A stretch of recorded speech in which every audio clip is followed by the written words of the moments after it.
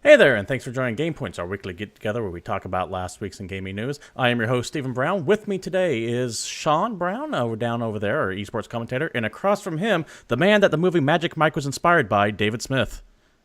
Say hey, That's David. factual. That's definitely true. I remember that. They came over, they knocked on my door. Producer came up to me one day. He was like, I need something for a new movie that's going to get the ladies. And I sent him a picture of David's dick that he sent me. And he was like, that's the #1 hit. Yeah, I kind of expected more to go from there. Boom. Segue that, bitch. I'm going to try to. You know what else was dick? And we're going to go ahead and get right into the very first thing. Was this rumor about Silent Hills being bought by Microsoft. Oh, fuck those guys. Fuck those guys so hard. This started off as a group called The No, and let me bring up their webpage right here. And it's running right here. Talking about Silent Hills.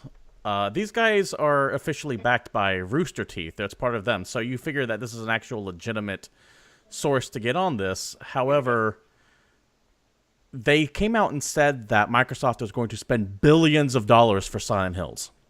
There's no way in hell that's going to happen. In fact, every other game press publisher came out and said there's no way it's going to happen. BioWare sold for $860 million. Microsoft paid $2.5 billion for Minecraft, which is a far more popular series. There's no way they would spend billions for it. And then sure enough, not within 48 hours, Phil Spencer had to come out and say, hey, sorry, this isn't true. Not sure where the rumor started, but I don't want to mislead anyone. I will... Go ahead. Yeah, I have no idea why someone as... it's just so big dumb. as Rooster Teeth in the know came out and said that this was even a valid rumor, because anyone who had a sense of knowledge looked at this and went, bullshit. I will say click this. that link, though. I will say this. I don't. If it one, there's a possibility that it could happen, but it's not one. It's not gonna be for billions. That number is just outrageous for them to even fucking bring up. Star Wars sold for $4.5 billion. Like that's that's the entire Star Wars franchise, by the way. All and 6 Indiana movies, Jones, all of its toys. Oh, is Indiana Jones part of that guild too? I didn't know that. So. Yeah, all Lucasfilms. If you're in chat, you can look that up and confirm it for us. Yeah, I think so. Yeah, there's no way that Silent Hills, which at best, if you take all the games combined, have only sold maybe 15 million. Yeah, I think. And the reason why I have a fake belief outside of me just wanting it to happen is, one, it could happen because Kojima's already said he wants to work with a Western game company, and Microsoft would be very interested to work with. And every time he does this, like drops kind of like rumor seeds, they usually do blossom. Like the whole smoke, if there's smoke, there's fire. Kojima's like the king of that shit. So it could happen. 2, Norman Reedus is getting like a petition signed because he wants it to happen. He could probably back it. And 3, it's not something that's like unlikely to happen. And really, Konami's not doing much of the Silent Hill franchise anyway. So it might be a good business decision for them to actually just get as much money as possible for this franchise while it's still relevant, and this is going to be as relevant as it is in the next probably like 4 or 5 years. So really, it's at its highest selling point they can probably reach. So if they're going to do it, now is really kind of like the perfect storm to do it. I'm not saying I think it's going to happen. I'm just saying I hope it happens, and that's my backing for it to happen if it were. So you're saying that amongst all this, there could be the kernel of truth of that Microsoft is interested in actually buying Silent Hills or the IP. Yeah, the numbers are all wrong. And in the sports world, like there'll be like outrageous rumors, like, oh, this dude's getting traded to this team for like this much stuff, and it's like that's ridiculous. But something usually does happen because of it. Like the whole thing, like where there's smoke, there's fire, is an actual that's a real thing in like the trade universe and like these buyouts and stuff like that. You don't it starts with outrageous rumors, but they build into these like actual events that do happen at a more reasonable like thing though. So I mean, it had to come from somewhere instead of someone's like just complete like. I don't think someone just made the shit up and like whatnot. Like it probably came from something and they just blew it out of weight of proportion, but. For probably publicity, which good job. Well, here's the big problem with it. It was if it was like our show saying, "Oh yes, this has been reported," sure, but it wasn't. This was they're pretty known. An actual. I'm not going to say they're like the top of their game or like that, but it's more than just Bob PBS evening special guy saying, "This is happening." It's Rooster Teeth. They're big. At this point in time, like lot of entertainment media and games media, especially, it's just kind of doing whatever the fuck. Like at this point, it's kind of hard to tell the difference between news publications and just game tabloids. In fact, that's Fair. probably going to be one of our topics later today, later in the show when we get into hatred. But first, before we get into that, one thing that I would like to say that we were good on was what we were talking about last week. Remember that Advent site that came out and it was all the pamphlets about, hey, join this city with genetic living? Well, your future's here, and welcome to the city of tomorrow. Exactly. Turns out I was absolutely right. That is a new XCOM game.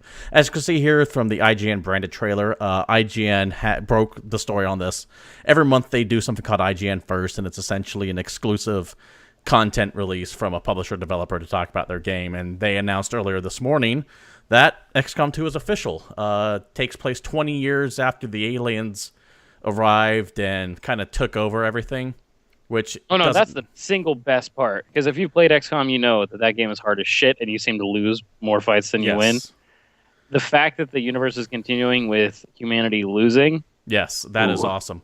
What my gut tells me happened is, as far as the story goes, is that the events of the first one happened, and then the aliens go, oh, let's find some peaceful solution here rather than taking you over, and they use that as an opportunity to kind of take over everything.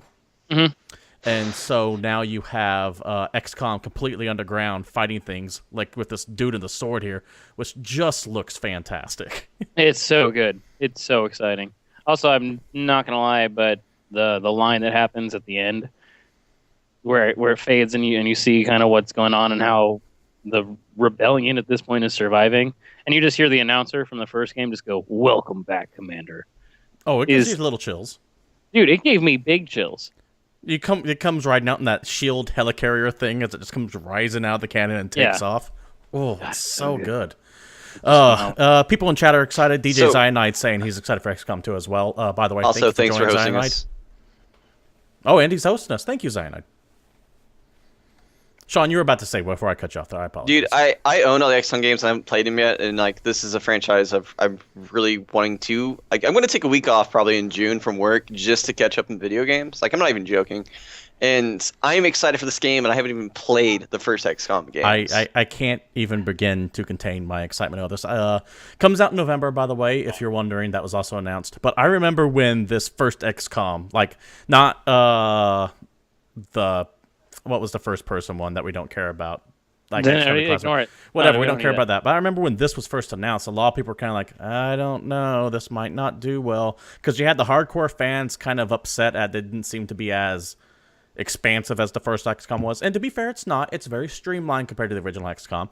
And then you had another group of people saying that strategy is dead, that none of that works anymore, there's no market for it, and they proved them wrong.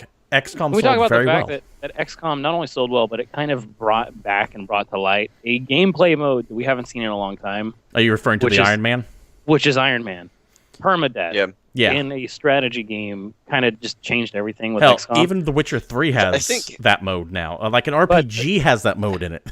But it just made everything way more permanent, and in a strategy game, it kind of gave you a lot more urgency, especially just the way the game plays in general. Dude, the pacing you felt was so it when good. people died.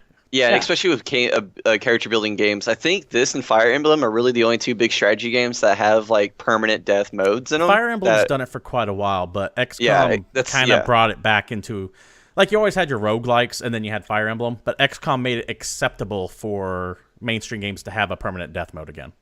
Yeah, absolutely. And the worst part is the fact that you start naming all the characters after your friends, and then they start dying off. And I always died apparently from what everyone tells me. And there was actually a good point brought up about games these days, like XCOM, where you can kind of hop in and hop out whenever you want because they're mission based. You don't have to like sit down for like few hours and you could put 20 play minutes through all the time.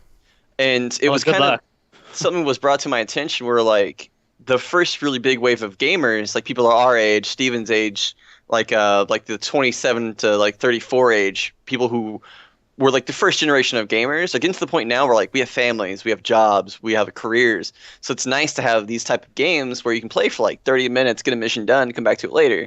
Because let's face the facts, like we can't just sit down and play games for 9 hours a day anymore.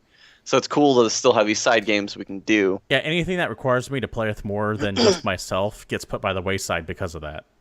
Yeah. Like anything that's like you and 3 of your friends, like Evolve, for example. I had an interest involved Evolve, despite all the DLC bullshit, but I can't get myself and 3 other people that I know together at the same time to play it for more than 20 minutes. So I didn't even bother. Yeah, that's why I only play League of Legends most of the time these days. Like I don't have time to play much of these games anymore, so I try to though. Although one last comment regarding XCOM, if you were like a big XCOM fan, you've played a lot of XCOM, and you're looking for something to do before XCOM 2 comes out, just look up the mod The Longest War and install that and start playing XCOM new again. The Long War mod, you can find it at Nexus Mods, or I believe even Curse Gaming. I think they might even have it. Just type in the Long War on Google and it pops right up. For the most part, it all but has Fire Access's official support, because they even like mention on their official Twitter, "Hey, download the Long War mod." It's great. I love Fire Access. It changes a lot of little things. It changes some big things, and it feels like a new game. But maybe don't install it if you've never played it before, because it is hard. Yeah, play the base game before you install the Long War, please. Can you uninstall the Long War if you install it? You have to completely rip out the game, though. You can't just take the Long War out. Last time I checked, you have to remove everything and then reinstall it.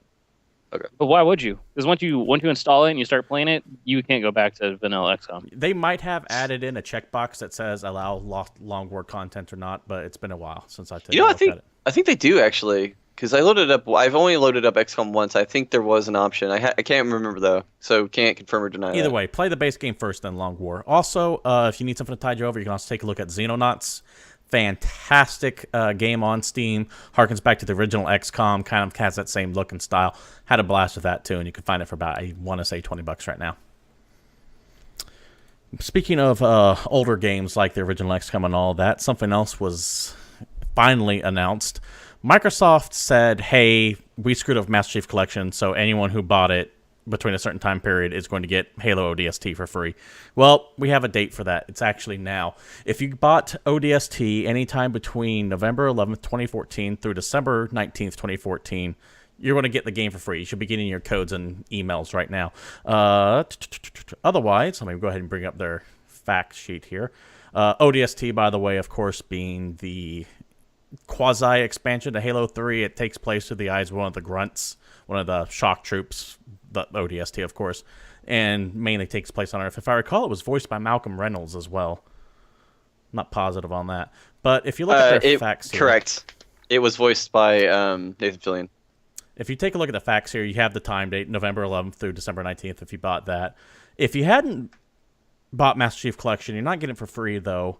You can pick it up for $5, which... to me, that's a pretty good deal. That's fucking reasonable. $5 is reasonable. $10, no, but $5 for a game that's a couple years old, sure. That's not bad at all. Yeah, even when the game came out, it was reasonable, because this is one of the few games when it came out it was only like $30. No word yet on if Halo Master Chief Collection's actually been fixed yet or not.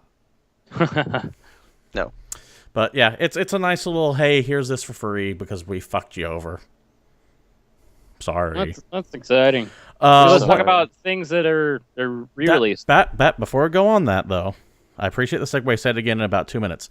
One thing I do want to know is if they're going to bring Reach over, which would be the only Xbox Halo, the only Halo game, rather, in the official series, not counting like Halo Wars or anything, that they haven't brought out, and there's no word on if they're doing that yet. I can't see why they wouldn't, but I'd like to see Reach come out as well. Yeah, I think if you don't exactly remember, but pretend to remember my predictions from last week talking about Microsoft, I totally announced that. Don't watch that last video. Oh, shit, but I definitely talked about that. I completely forgot. What, Reach? Yeah, I'm totally lying. Yeah, are you? Okay. I don't ever fucking don't look at me like that. I'm gonna say, yeah, I remember that, and look like I'm taking credit. Don't worry about it. Fine. Now, David, you were saying something? Segways are a type of scooter that you can lean forward on, and they'll move. So Resident Evil 0 is getting an HD remake as well. Capcom had pretty big success with the GameCube Resident Evil HD remake on PCs 2 months back, month and a half back. I loved it. You can check out my review for it at GameCritics.com. You can go there and look that up there. I thought it held up very well. They did a very nice shine job on it, made it look very pretty. It's not noticeable by looking at it, but if you put them side by side, the difference is definitely there. And a leaked site, and once again, this is via IGN because they had the translators for it. But here's the original site, Dengeki Online, had, if you can read Japanese, more power to you. There you can clearly see Biohazard 0, Biohazard, for those not know, or is what Resident Evil is known as in Japan. HD remaster, so it looks like Capcom is bringing this over as well. I will say this about Zero. It's probably the most underrated game in the Resident Evil universe. It was fun. I liked it. Phenomenal game, and it was, I believe it was the last traditional Resident Evil game in the sense that it was still cam. Correct me if I'm wrong. Sure. You know what? Resident Evil game. I don't know if the Revelations were 2D, 3D. Or not. I'm talking about like the main storyline. You know what I want? If we just want a wacky thing that I want to see Resident Evil based. What's that? I want a new Resident Evil Outbreak. Oh my god, we talk about I this want all the time. Outbreak File 3 released on like PS4, PC, and Xbox One. Where the internet actually works. Yeah, the internet infrastructure wasn't there when Outbreak came out in the PlayStation 2 because you had to buy that $100 adapter and it was all still dial-up and it was pretty crappy. Or but the fucking premise was cool. Or just have a PS2 Slim. Like, if you're halfway through the development cycle and if you got a PS2 late, then you had a network adapter, and that game was amazing. They could re-release File 1 and File 2 on the PSN, or like the PlayStation Network. Like an HD remake? Just an HD remake, and I'd still buy that shit. Yeah. Because you know what? It would work, and it'd load so much faster. Those games are phenomenal. I really want Outbreak File 3. Capcom, please. Get on that. Capcom, this has been a actually solid week for horror game news. You had the Resident Evil 0 HD remaster possibly coming out. You also had PlayStation announce Until Dawn's release date. Now, Until Dawn, for those who might not know, is kind of this teen slasher movie premise, but with Heavy Rain-like controls, which you don't see on this trailer here, but apparently... It looks... Yeah, go ahead.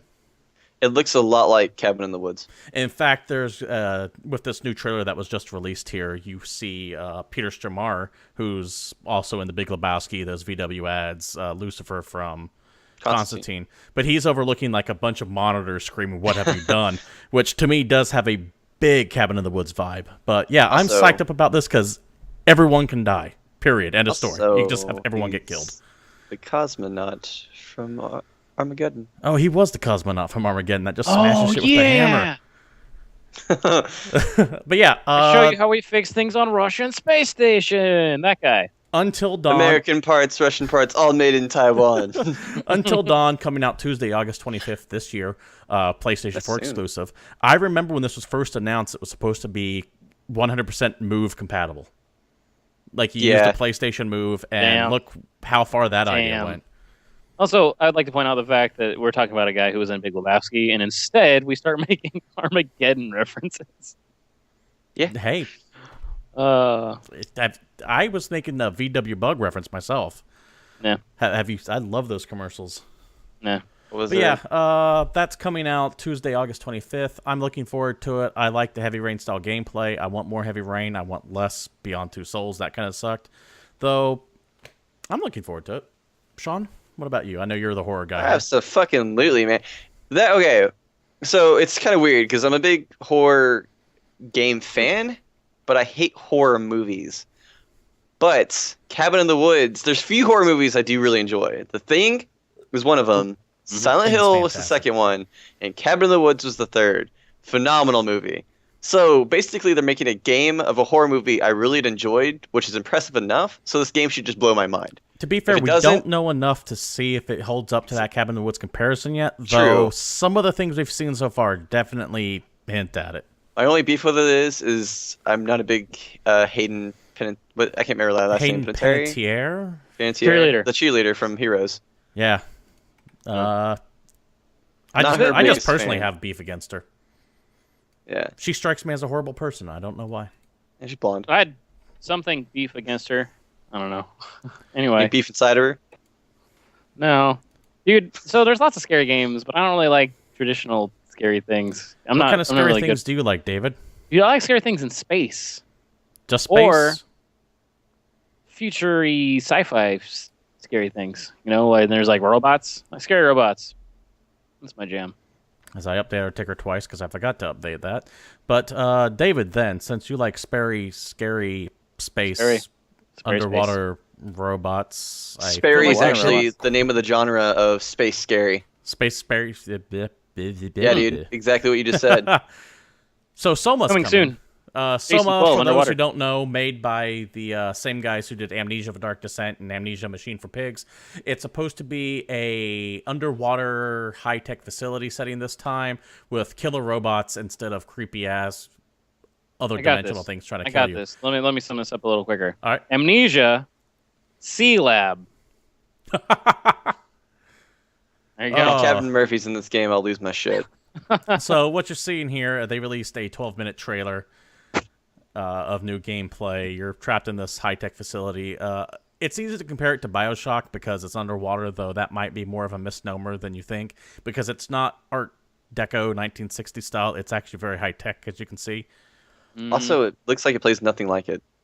Also, It's a first-person. if you played the other Amnesia games, like there's the whole fact that you know what you don't do in Amnesia, fight shit. No, in fact, You have you no run from combat abilities everything. whatsoever. You only run. That is all you do in Amnesia. This isn't the And- most entertaining trailer, by the way, so I'm going to go ahead and turn this off for the moment. Mainly because there's no sound, but if you're watching sound, there's like a robot that's dying and like crying out and all kinds of crazy stuff going on, and there's a lot of good atmosphere in the trailer. If you want to take a look Yes. at it. I remember when they had that little teaser trailer, I think it came out last year. Yeah, oh, it was this time. very, very brief. It was very short, but just the style of it and knowing that it's from the guys that made Amnesia made me pretty excited. Though to be fair, the first one was probably better than Machine for Pigs. Yes, I agree. The first Amnesia was better than the second. Sean, once again, you're the horror guy here. What do you think? Dude, so I'm going to be really excited for Dawn, or Until Dawn. This game's probably going to be better, for my opinion. Like, just atmospheric-wise and stuff like that. And I was saying earlier before the show, like, it looks a lot like System Shock, which BioShock's kind of like the spiritual successor to it. But it definitely has more of that vibe to me than BioShock does, at least, like, aesthetically. Mhm. And I'm a big fan of, like, the point-and-click Amnesia-style stuff. I They like get base very stuff. immersive with their stuff. Like, for example, to open Yeah. the door, you have to push the mouse down and pull your mouse back to open up the door. And Yeah, how it's- fast like you that. have because to it's more move. like an adventure game filled with Yeah. horror, as opposed to a lot of like, because there's survival horror where you're like gathering resources and stuff, and then there's the action horror, which is like the only fucking genre we had for a little while, where it's just put bullets in things and the game stops being scary after like the first 20 minutes when you have that one jump scare and you realize you can shoot everything. No, but these games where your character is powerless besides your ability to run and hide, that is when it really gets you.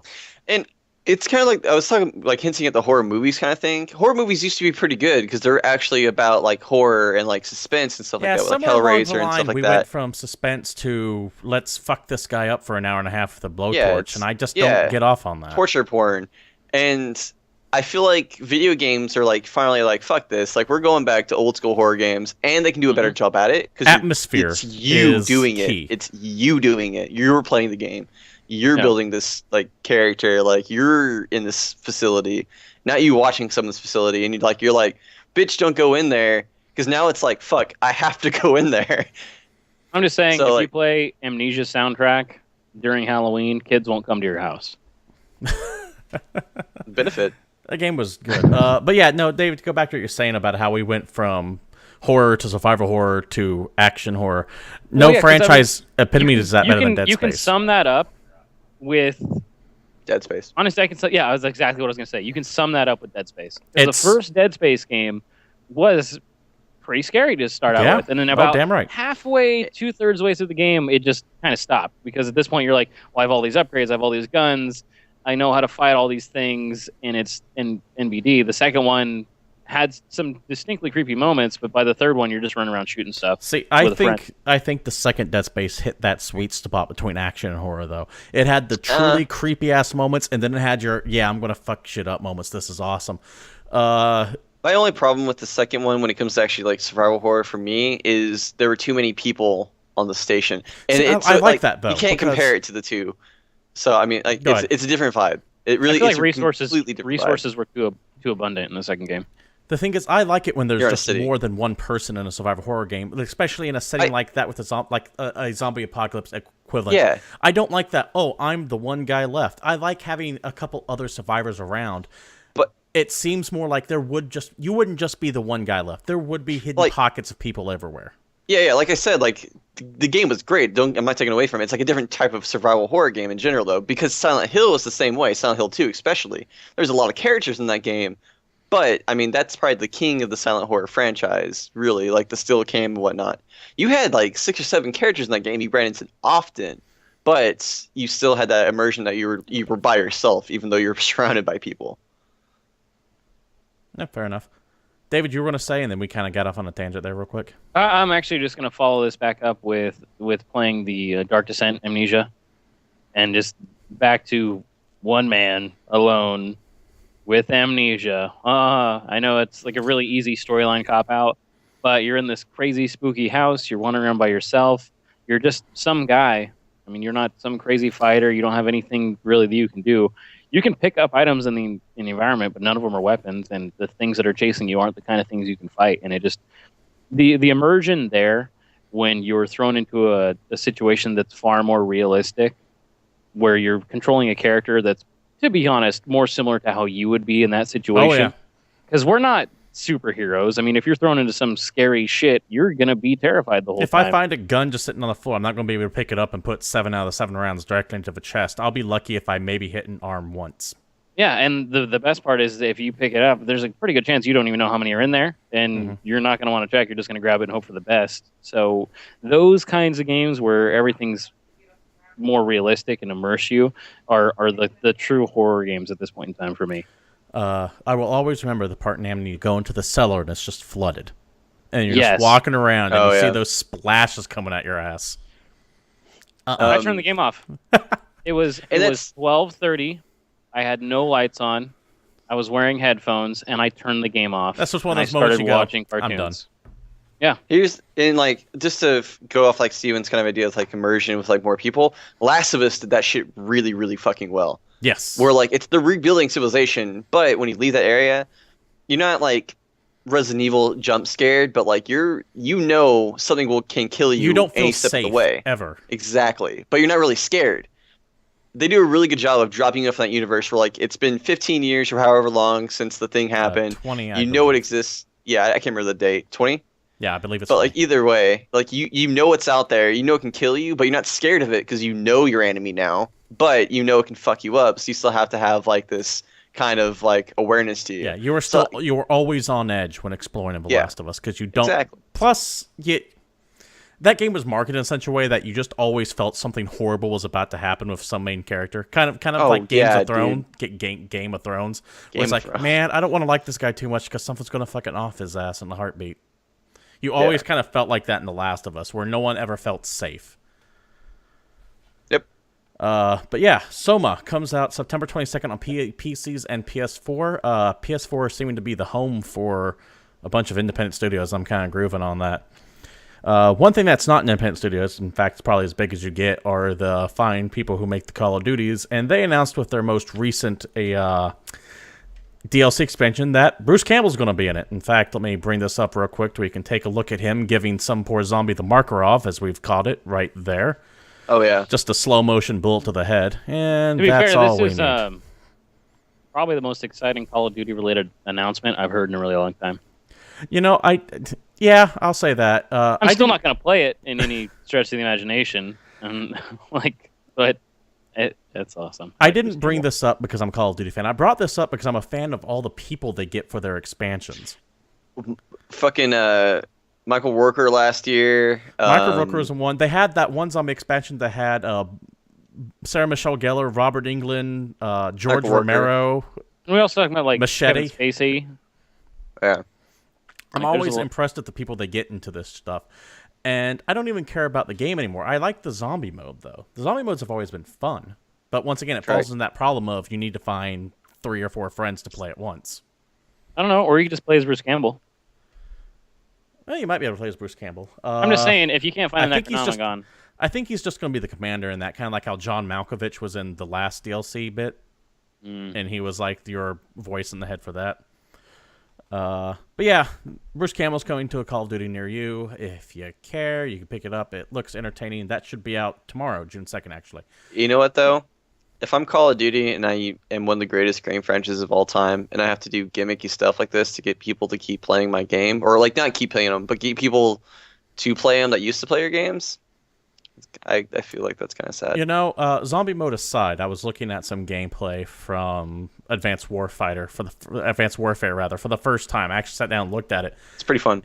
It doesn't look like a Call of Duty game anymore. It reminds me of a Quake. It's less hectic, to be honest, because I've played the multiplayer on it, and it's actually a lot slower based, like Call of Duty still is, but you have more like you can like fling yourself around and shit. Like it's got more. It's how Titanfall should have been. I see. Okay. Well, I couldn't help but notice that I didn't see any giant robots in the trailer, so I disagree, sir. It's about how it should have been with robots. You know, all the shit Titanfall got, that was still a fantastic game. It's like Fruit Strike Gum. It was great for that first taste, and then you stopped caring about it by the time the third or fourth bite came around. Yeah. Although I did get all the DLC for free recently from Origin. Can't argue that. Talked about that. Was really that.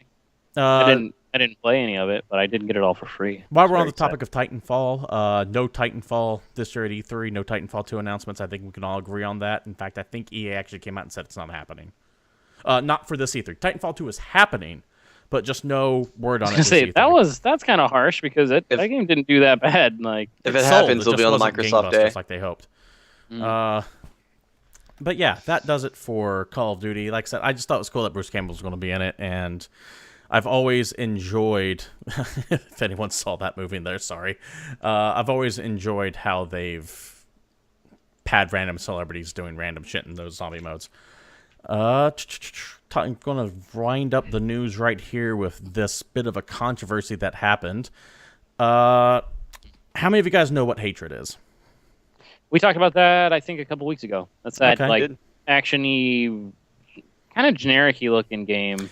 Yeah, it is. When I wrote the notes here, I hadn't taken a look at it, but I finally got a chance to sit down and take a close look at it. And it's a generic twin-stick shooter at the end of the day. A lot of the controversy from it is coming from the fact that you're kind of just some dude who goes, fuck humanity, I'm going to murder as many people as I can, innocent or not. And that's... Michael Douglas is them. Yeah, goes falling down on their ass. And Twitch came out right before it came out and said, hey, just so y'all know, we're not going to allow streaming of Hatred. They updated their rules of content. Now, a lot of the controversy started coming from the fact that they said, we're not going to allow AO games, adult-only games, and that was essentially all of your porn games, and included two other games, and that was Manhunt 2 and Fahrenheit Director's Cut, because for some reason Fahrenheit Director's Cut's rated AO, and I'm not too sure why. I think a sex scene in there. Sex scene? Yep. Yeah.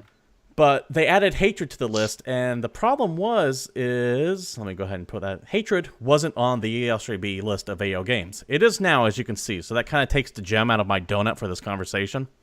Yeah. Even the gem donuts, man. Hey, it's an apt statement. But the problem is that a lot of the controversy behind Hatred is completely manufactured. Yeah.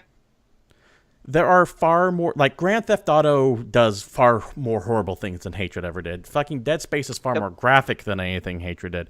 Hatred is at best a generic 2D shooter, which aesthetically actually does kind of look interesting. I like the aesthetics behind it, that whole grayscale with the occasional color popping up everywhere.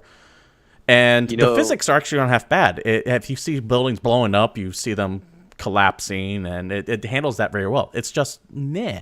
The game itself is mediocre. It wouldn't have sold a single copy if it wasn't for certain media publications out there, Polygon, who I normally love, but in this case really kind of jumped on the social bandwagon here. You have a couple people who were all pissed off and, ew, it's icky, I don't want to play it, and hyped this game up through their 12 separate articles condemning Hatred. And because they were condemning it so hard, it Streisand affected it and made it one of the top-selling games on Steam today. That's fair. Yeah. That's a way easier way to get sales. Yeah, it manufactured controversy. And on both sides, publicity is good publicity. The developers embraced it. They're like, hell yes, we're a horrible, rotten game, and we're getting the AO rating. In fact, we want the AO rating. And it worked in their favor, though I just hate this bullshit. I'm offended, so I need to... do everything I can to keep this from happening, like what Polygon kind of did. They're not the only offender, but they're just the one that comes to mind off the top of my head. They wrote article after article after article about how horrible this game is and how we're disgusted by it. And they keep using terms like gross and icky and other words that you'd expect 6-year-olds to use rather than adults writing about video games. Back to your tabloid journalism comment that you mentioned earlier today, David. Yeah. David, whip your dick out so we can get an AO rating. All right. We can get some AO rating popularity. But the whole controversy... I'll just threaten to do it next episode so we can get more viewers. The whole controversy behind hatred wasn't driven because people were legitimately offended for it, in my opinion. I think the whole controversy behind it was a few elite press members were offended by it because they tend to be on the extreme left authoritarian side of the political spectrum. And then you had a whole bunch of people go, yeah, that game's horrible because they wanted to be part of the cool club.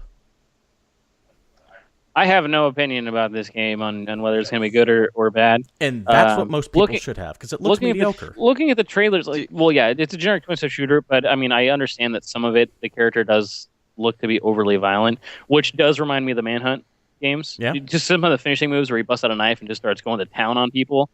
I mean, that's not something you do in Grand Theft Auto. You don't... You sure as hell can.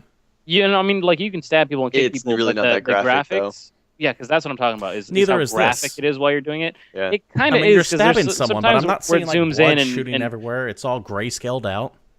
I feel like you didn't watch the same parts of the trailer I did, because there are some scenes that distinctly reminded me of playing the Manhunt games. There's some pretty good I will stuff say in there. it's more in line with Manhunt, but it doesn't deserve an AO rating for what's out there. Not there a lot are of far stuff worse does. things that deserve I an do AO want rating. to bring up a question to you, gents. That's kind of on a side, like a tangent. If, like, say a Grand Theft Auto game, though, did get kind of, like, over-the-top, bloody and stuff like that, do you think it'd get an AO rating because how much it sells? Absolutely not, because of it's how much the it game. sells. Yeah. There's also the fact that the way ratings are done at the moment is you show the ESRB board, which is comprised of some random people, a highlight reel of the worst stuff in your game, and there's kind of sketchy ways to get around. Yeah, some depending stuff, on who's who watching you're showing it. Exactly. So, because it's up to them to actually make the rating. And don't get me wrong, the ESRB is a great thing because without it, there was just a lot of content going the wrong direction and people playing stuff they shouldn't have. And I'm not really mad about the fact that they don't want to send kids home with some. Yeah, but it's just kind of a weird topic in general, just because the way things can be manufactured in a sense, much like gaming journalism as a whole right now. Go ahead.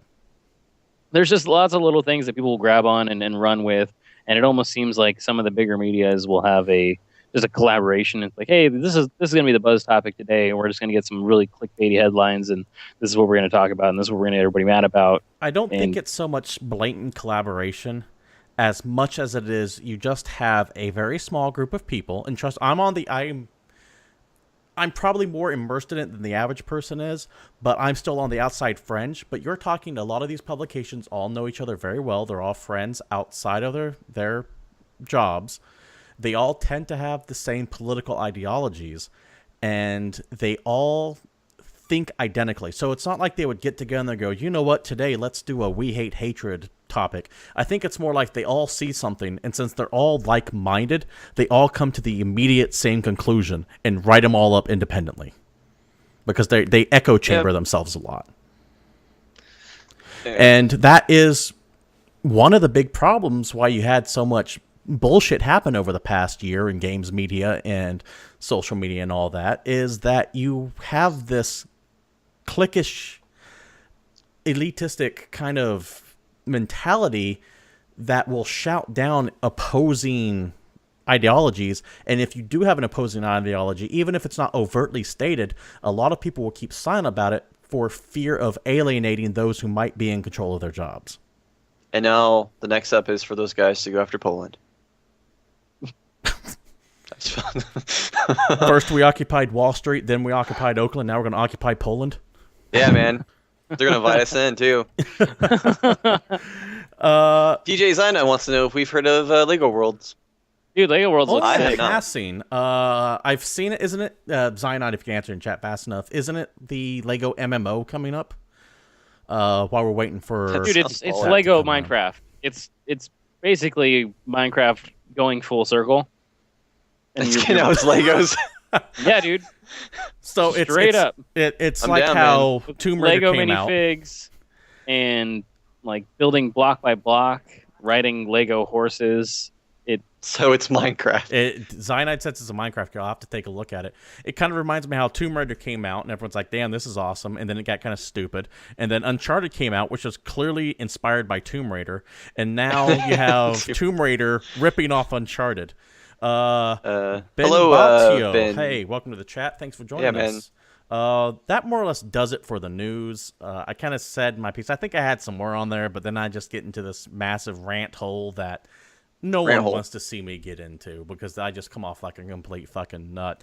So we're going to go ahead and move into new releases this week. Oh, wait, no. E3 predictions for Sony before new releases. I take that back. Don't we do that after? Well, the We've ticker done it says after this hours. now, so we'll do it here. All right. And then we'll do new releases, and then we'll get to esports. So High quality show. every week leading up to E3, we've been picking a topic and running with it. Last week we did Microsoft. The week before that we did EA, Bethesda, and Ubisoft. This week is Sony. Microsoft. Now, we have a few predictions each. Sean, why don't you go ahead and start us off? What do you think Sony is going to announce at E3 this year?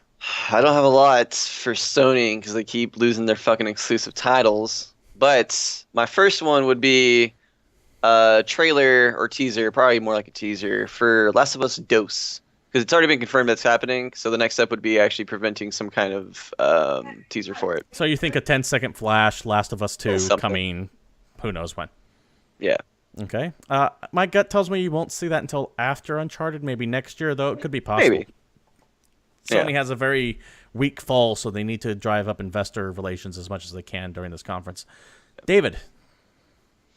So I have a few things that are sort of related, so I'm going to kind of just hold off on those right now. Okay. But one thing that I'm going to talk about is, do you guys know who Guerrilla Games is? Yes. They make Guys, Killzone. Yes.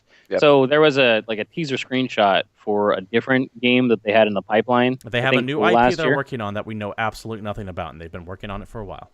called Horizon. And I believe Horizon is on the horizon. You think Horizon's going to be officially unveiled and announced at Yep. Sony Pro? I'm gonna assume we're gonna get maybe a reveal trailer. I'm hoping for more. I was hoping you would fuck that up. There's a single image that looks like some kind of robotic armored dinosaur. So I'm very interested to see what those guys Grimlock? are doing. Because Dude, I don't know about you Grimlock's guys. king. I'm actually a big fan of the Killzone games. Killzone 3, I put just stupid hours in, so I kind of like the way they do things. Yeah, so. I've always liked You them. cheated at that game, They're by the way. fine. I did. I will fully admit that I played Killzone 3 exclusively with the PlayStation Move. Was it completely broken, by the way? Yeah, it's like using a mouse in a gunfight. on No, it's consoles. even better than It's a mouse better. in a gunfight because you could choose the dead zone on your screen, and with the sniper, you only broke your cloak if you turned your character. So you just set yourself to a high dead zone, and you can shoot anywhere in there without breaking cloak. That is Not only messed people. up. So basically, what you could do with the move is you could be looking at your screen like this, and you can actually move your cursor without moving your character. So it's like shooting a rail shooter. Wow. Mhm. That's It was fucked up. so dumb, and When you you get can into actually knife melee, faster though. too. Oh yeah, because you just whoop. Oh, I don't want to deal with that guy. It's great. Yeah. So fun. My first prediction is that EA is going to announce exclusive DLC for Star Wars Battlefront, including PS4, either only or first, but a PS4 demo. Either they're going to get can it see first that. or they're only going to get it on PS4, because all the Battlefront marketing so far has had the PlayStation logo at the beginning, not an Xbox logo. Yeah, see that's that. true. They can throw some money that way. It's easy. Sean. Okay, my last real prediction, and like I'll try to help like talk with you guys because I couldn't really think of anything for Sony to be honest. But they will announce a releasing of a PlayStation 4 Slimline coming out sometime in November. Terabyte, bigger hard drive? Probably a terabyte. Like I was thinking terabyte. Yeah, terabyte hard drive, and price point will probably be The same. I don't think they're going to drop it. It's going to be the same. You think it'll be $399? Yes. I'm gonna don't say think it's either console is $349.99. going- I don't think either console is going to drop their price until next year. Well, Xbox has Really? already dropped their price. Again, Xbox. Well, Sony dropped their price a little bit too, I think. But I don't think either console is going to have another price drop until next year. You're not going to hear a price drop I announced. disagree. I'll say the Slim's gonna be $349.99. Yeah, I'm gonna go with Sean on this one. All right. Yeah. We'll find out who was right and who was dead. Ah, David, this your would play next for one. keeps. We'll mitigate you. So Drive Club shit.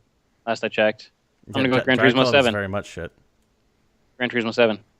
Same thing as Sean's IP announcement. Just a quick flash. This is coming. Yeah, Or pretty much. they're actually going to show something.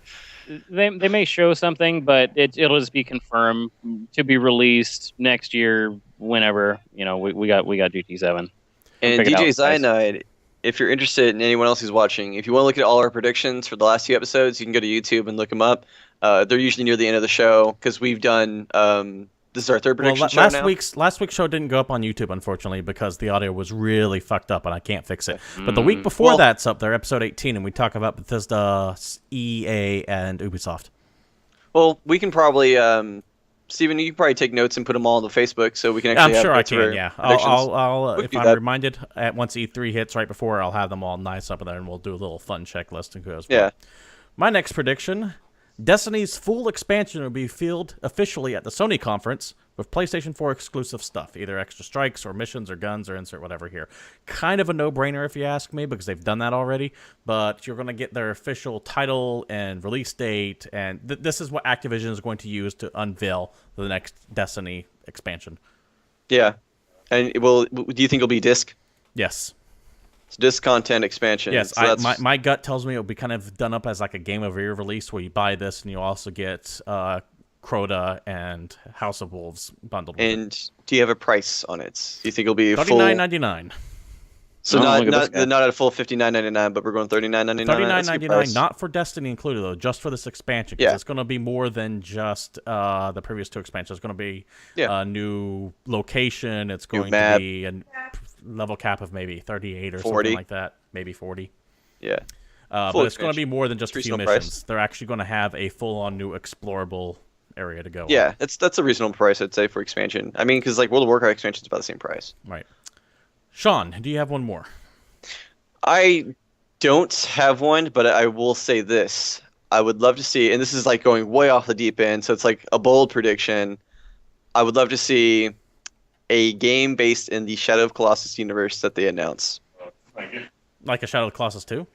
Like something like that, or like an Echo, like something in that universe, because they've done way like off, what I because that team needs to finish know, up man. Last Guardian first, and I don't even Damn think right. Last Guardian's going to be shown at this year's E3. Screw you. Maybe- because maybe that is it my will. next prediction. That is my bold ass prediction. No, not only is Last so I knew Guardian David was going going to talk about this, and I segued into it. Not only is Last Guardian going to be at E3, it's going to have a release date. And fuck you, Steven, because this No game's way in coming hell. out. Stop No. telling me your lies. It's not going to happen, David. This is not going to be. This is I your will play white this whale. game before I die. David's going to have Steven. his white whale. Okay. Yeah. So, No. someone out in chat, if you have the abilities to make me a picture, like Photoshop this picture, I need Atreyu and the Swamp of Sorrows, and with the horse dying, it needs to be the actual monster from That fuck, luck what's the- dragon looking thing from the last unicorn as it's dying Yeah, it slowly needs to be on the dying in the swamp, and it's gonna be David over Photoshop Atreyu. David's face on a tray. Please make that so anytime we bring up this game, we can just post that picture while we're talking. Hey, Sean. Yeah. Silent Hill was canceled. Or is it? Great games don't get I'm canceled. just Great saying, games just if go we're going to away. hate on each other and make each other sad, then I'm just going to bring everybody down. All Steven, right. I don't Alright. know. You've probably seen yourself in the mirror. My final E3 prediction for Sony. Sony has a pretty lackluster year this year. They really have nothing coming Yeah. out. So when in doubt, you remaster shit. You will hear of an Uncharted yeah. Trilogy HD remastered being announced this fall. And at There's the going end to of that be trailer, HD remakes of fucking everything. yeah, and at the end of that trailer, you will see a Uncharted 4 release date, and it will be dated for March 15th, 2016. I call a plus or Boom. minus 10-day leeway in that. Boom. This guy was And- it's Yeah, And you guys are going to shit yourself when I'm right about that Fallout 4 one. you can call yourself Sean. Because my predictions were pretty money. I still think David thinks I might have insider information on that. he. We both- I am assuming he does. Although I have a couple more actually. So one, Oh, my apologies. I'm assuming that there is going to be absolutely no mention, unless on accident, of the Vita. Fucking nothing. Just There will nothing. be no games released. There's going to Unless be on no accident. new content. I will. They're going to forget that is a console that they made because they hate money and they hate supporting anyone that bought a Vita. Well, the Vita, Even let's though that face it, the console's Vita doesn't fucking make the money. Even though that handheld's Yeah. amazing. And the sad thing about the Sony stuff predictions is, like I talked about this earlier, is normally we could talk about Squaresoft, but they don't have exclusive rights to those games anymore that they usually make. So we're gonna be talking about those next week, and Yeah, next that's week gonna be a will lot be more fun. Nintendo and Square. Back to the Vita topic. I get the feeling you might have like a 5-minute sizzle reel for Vita. It's like, And look it's at all just these PS3 games games. coming out, and it's They're gonna all be one of like them. just a quick flash of everything coming out for the Vita, and that would be the extent that they talk about Vita. Yeah, 5 minute Vita- sizzle reel. they just need to get fucking Monster Hunter back. Right. It's not gonna happen. Nintendo It's actually pretty good on the DS. I'm not gonna lie. Nintendo will pay all kinds of money to keep that from going anywhere. David, All did you get any more? Or is that going to do it? I got one more just right. off the wall bold thing. So we all know about Morpheus, their VR nonsense, right? Yes. So if we're just going with dumb predictions, not only is there going to be It's, I some thought about Morpheus talking about love, this. there is going to be hands-on Morpheus love at E3. I thought about Oh, talking I can about almost this. guarantee. It was. But- Sorry, Sean. Go ahead. I was have- thinking about talking about this, but it was kind of the same thing about the HoloLens, and I would have been me predicting the same thing via Sony. Morpheus has been out in the wild. Morpheus was at GDC. But here's my stupid game that's going to have Morpheus support for no reason whatsoever. You ready for it? Yeah. 3 words. No Man's Sky. Ooh. Oh God, Yeah, Mm. that makes perfect sense to be on the Morpheus. absolutely. It is. Because Star Citizen, which, to be fair, in my opinion, Star Citizen and No Man's Sky are kind of operating in a similar space. Nah. Star Citizen has Oculus Rift support. That's been a known for a while. So No Man's Sky being on the Morpheus, I feel could totally happen. And if anyone is allowed to play No Man's Sky on the Morpheus at E3, I will just leave work and go to E3 and do that. Well, they are opening it to the public, very limited, but they are opening it to the public this year. I will disguise myself as the head of Sony. Yeah, I wouldn't be surprised if Morpheus was shown, but it's going to be closed behind closed doors again. I doubt the public will get a hold of it. All right. All right. I'm Does that going do to it for your call out predictions? Cyanide because he's going to it. If you see No Man's Sky on Morpheus while you're at E3, text me and let me know immediately so I can rub it in Steven's face. Oh, fair enough. I guess I New didn't do releases. that. All right. I tried updating the ticker to new releases, and I guess I didn't pop it in there, so that's probably why I didn't see it in the beginning. So, new releases. New releases for this week. You have, as we talked about, Hatred on the PC. Generic twin-stick shooter that's undeserving of all the controversy behind it. You want to put $20 down on it, knock yourself out. Otherwise, no one will fucking remember this game in less than a week. D4, Dark Dreams Don't Die, also on the PC. This was an Xbox One exclusive. Now it is on PC. This is from the Disclaimer. same... Yes? It is not a new Deception game, unlike No. like you- It is not. This is from the same guy that did Deadly Premonition, so if you like that kind of weird gameplay, knock yourself out. Also, not exclusive anymore, the Swapper. That was on PCs and PS4. It's on Xbox One now as well. Kind of a slow week for game announcements. I expect also an equally slow week next week. Pack-a-Punch Plays. Welcome to the chat. Hey, how you doing? We just finished up new releases and E3 predictions, so we're going to go ahead and move right on to League of Legends talk. Sean, LCS started this week, correct? Yes, sir. EU and an A both started this week, and not a lot of I can't really talk about much because it just started, so it's you're kind of learning on how teams play. Some of the roster moves though that were kind of big this year, starting with North America. The biggest one being High, the mid laner from Cloud9, stepping down. Finally, he has played. The thing is he was Cloud9's best and worst player all at the same time because he was their shot caller, and Cloud9's shot calling was just like top notch, perfect. But he was a subpar mid laner skill wise, so he kind of had this like weird balance. He finally stepped down, and they got Incarnation. If you know anything about the League of Legends world, Incarnation was one of the first people to be banned for a year for toxic behavior in Europe. And so this is his first eligible year to play professionally, and they picked him up. And Do you think their he's first learned his game- lesson? Yeah, Okay. he's a kid. Like, they're gonna mature eventually, and with the right people, with the right team, which Cloud9 seems like they're pretty stable. It's probably best for them, to be honest, to be on a pro team, especially a good one because they have the financial backing to actually have a faculty with them, like coaches and psychologists and stuff. So honestly, it's probably the best thing for them. Okay. First game they played was against TSM, so the classic Cloud9 TSM rivalry in North America is probably the biggest one. Cloud9 actually beat them with their incarnation. They came back and beat them pretty excitingly. And then the next game they lost to Dignitas, which is probably the worst team in North America. So they beat the best and lost to the worst. Can't really tell you much about that, so we'll see how that lineup develops. I do think they'll be the best team in North America right now if Incarnation turns out to be the superstar talent like he's supposed to be. Just going to take time. Counterlogic Gaming is sitting at the top of the standings with Team Liquid at 2-0. Not a shocker. Counterlogic Gaming always does well the first half of the split and then falls to shit at the later half. They're kind of like Germany. Yeah, they're starts off strong, strong, ends weak. Yeah, pretty much. And they disappoint all the fans. So I expect them to finish, I'm sorry, last place in the playoffs. Did you just say they kind of spit on one of their fans? No, they kind of no. They kind of disappoint their fans. Oh, okay. Yeah, you were cutting out in my headphones there for a second. I didn't quite make My that bad. out. It's probably my fault. They always fizzle out at the end. They make the playoffs barely and then lose in the first round always.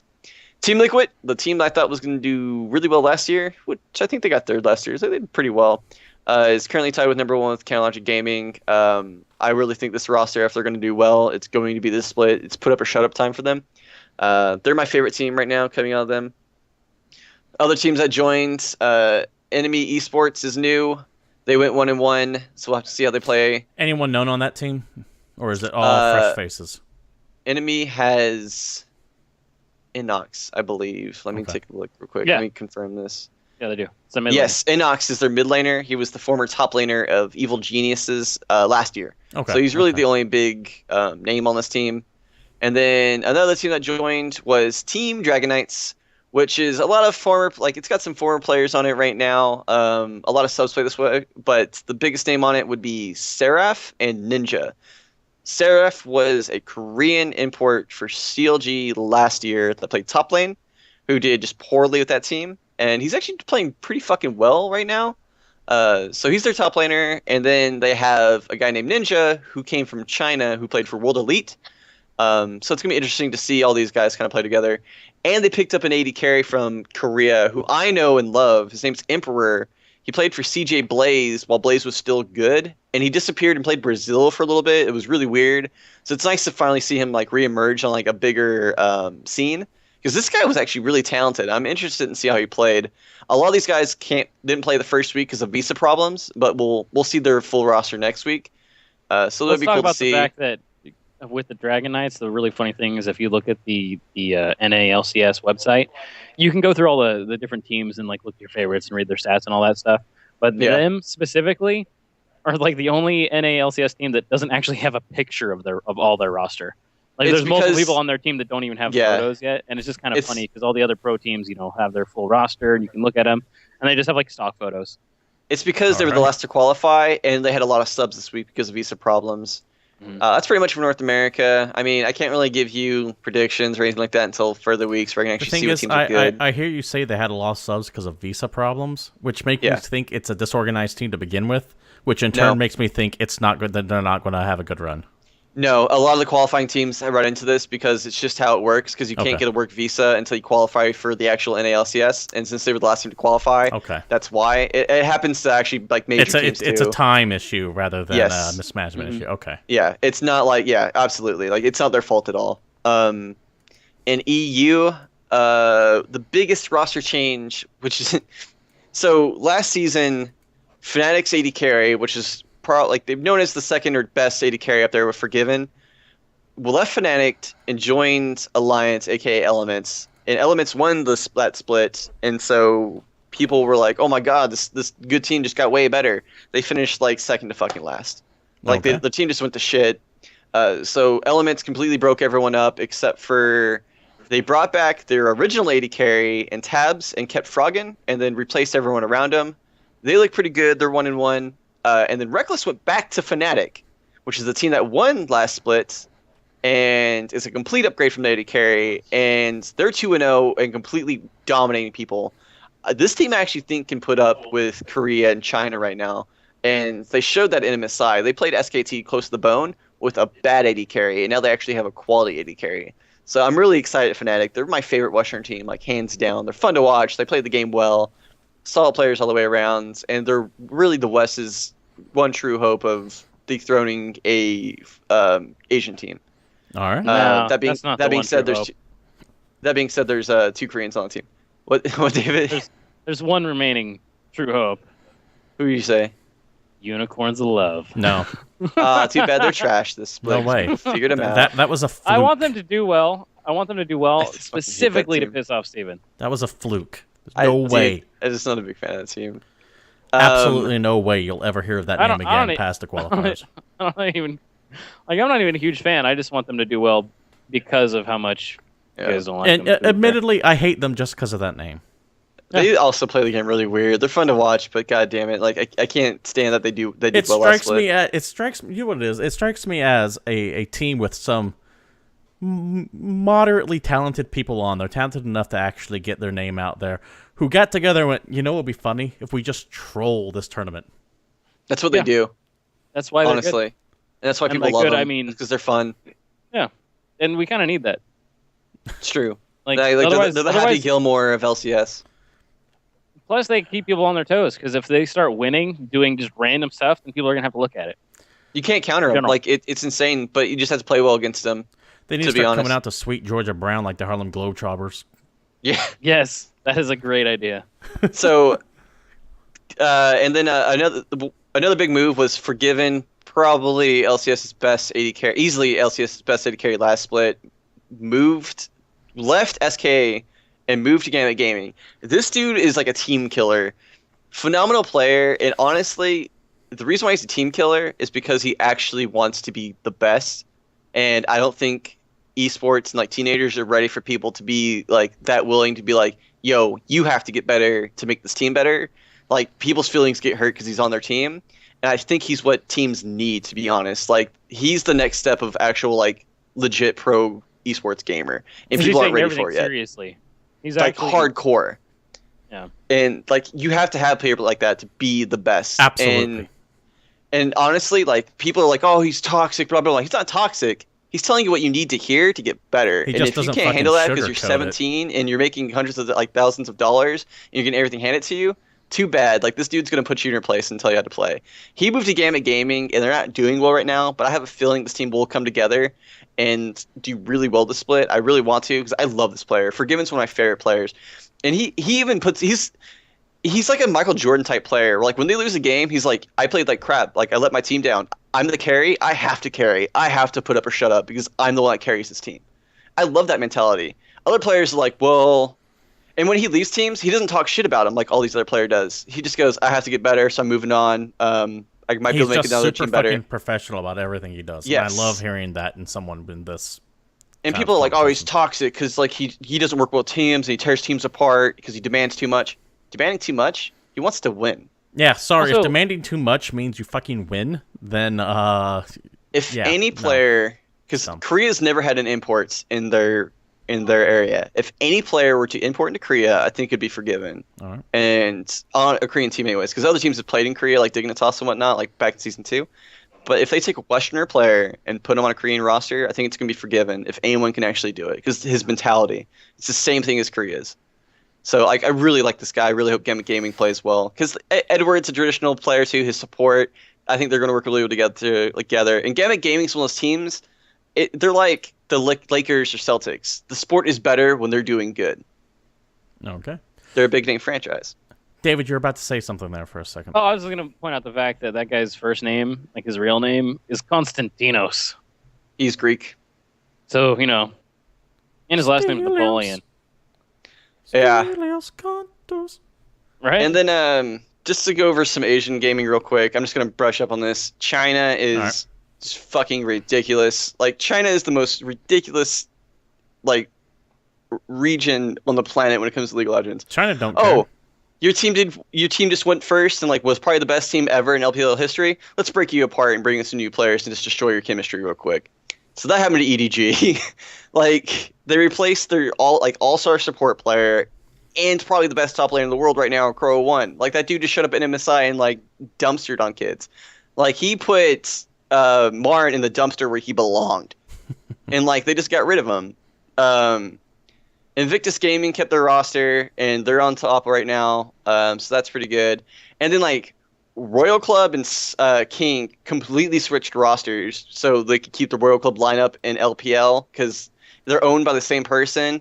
And like the Royal Club roster was better technically. They just had a lot of injuries, so they couldn't play their star roster. So he switched them to keep them in the LPL, and the Royal team had to requalify.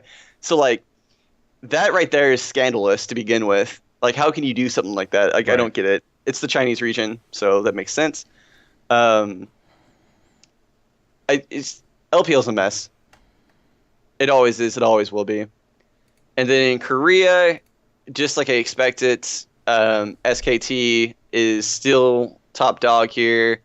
CJ Intis is technically number one because they played more games, but SK Telecom looks a little bit better. These two teams are by far my favorite two teams in the world. Always have been, always will be. And CJ Intis is one of the teams that got me into like League of Legends, Bad Life, and stuff. So it's nice to see them doing well again. Good. Hopefully those two teams will make Worlds. Probably they're doing well. KT Rolster put their shit together and is doing well. The two new teams are in the bottom, but Anarchy is actually really fun to watch because their mid laner Mickey is really talented. He reminds me of like a young Faker. If Faker was born and not created in a lab. All the other rosters are mediocre. Korea took a huge hit when everyone left to China, but their top three teams look pretty damn good. We'll be able to get some more predictions of where things are going to line up probably by next show after a couple more games have been played. Anything else you want to add to that, Sean? No. No? All right. David, anything you want to add before we wrap up for the night? No, I'm just waiting for this to end, so I'll go back to playing Witcher. Sounds good. Well, this has been GamePoints. If you were watching us live, thanks for joining us in chat and being participative and all that good stuff. If you're watching us on YouTube, feel free to give us a like and go ahead and subscribe down at the bottom there. You can follow us on Twitter at GamePointsPC. You can email us at GamePointsPC@gmail.com for any questions, comments, concerns, topics you might want to get on the show. You can give us a like over at the Facebook at GamePoints Podcast, and you can follow all of us individually. I am your host, Stephen Brown. You can follow me at CapitalistPig21. Down on that side over there is our esports commentator, Sean Brown. You can follow him at the Disco_King. He also occasionally streams on Twitch sometimes under the Disco King. Across from him, David Smith. You can follow him at Pal Shife Satori, or don't even bother since he's not even going to bother logging on to even check it. Once again, if you were watching us, thanks for joining us. We appreciate you all coming in and joining the chat. And this has been GamePoints. We're out of here.